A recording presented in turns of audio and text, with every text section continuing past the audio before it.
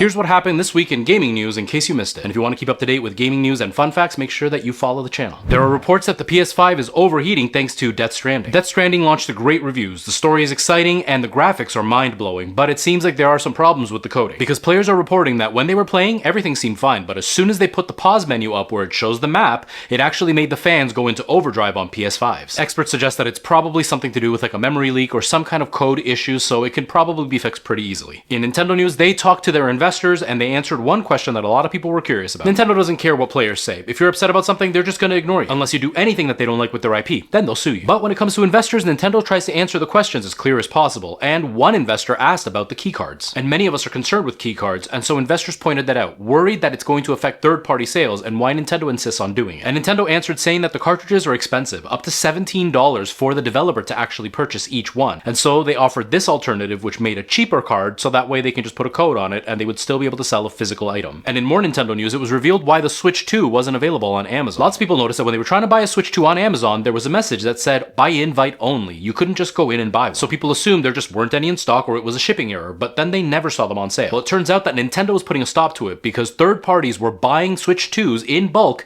and then shipping them to America. And because of the conversion in the dollar, they were able to do it for a much cheaper price, undercutting Nintendo. And since Amazon couldn't do anything about it, Nintendo just took away the Switch 2 because they refused to get undercut. And in possibly the biggest news this week, we're talking about Microsoft. For a while, there were rumors that Microsoft was going to be laying off a few hundred people. Then eventually it came out that it was going to be a couple thousand, but they finally revealed that it was 9,000 people being laid off across all of Microsoft. And as a result, Xbox and the gaming division was hit very, very hard, causing some companies to shut down and many games to be canceled. Some of the games that were canceled included Everwild and Perfect Dark. And a developer that worked for Turn 10, who was behind Forza Motorsport, now said that that game is no more. Even one of the original developers of Rare has now up and quit because of everything that's happening at Microsoft. Meanwhile, Phil Spencer still says that they are moving on ahead because they're being very successful. And now for some good news about something that I barely touched on. Stop Killing Games was started by Accursed Farms, which is a movement trying to get the EU to look at the laws around selling games. Basically, when you buy a game, if it requires you to be online and they shut down the servers, you no longer have the game. So you don't actually buy it, you just kind of rent it, but developers don't want you to know that. Well, the super genius Pirate Software decided that he wasn't going to bother actually looking into what the movement was and said that it was horrible and that he thought it was the worst idea possible and pretty much single-handedly stopped it in its tracks. But then big creators like Mudahar and Penguin Zero got behind the movement and started telling people how dumb Pirate Software was. And I've dealt with this community before because I dared to disagree with his take on the game of the year, and so I deserved death threats for over a month and a half by his community. So needless to say, I'm loving the fact that he got dragged up and down by the whole internet. But either way, everything he did was for nothing because it turns out the gamers got behind the movement and they were able to get it past the threshold for the needed signatures. And that's what happened this week in gaming, and if you want to find out more details about each story, you can check out my videos from the past week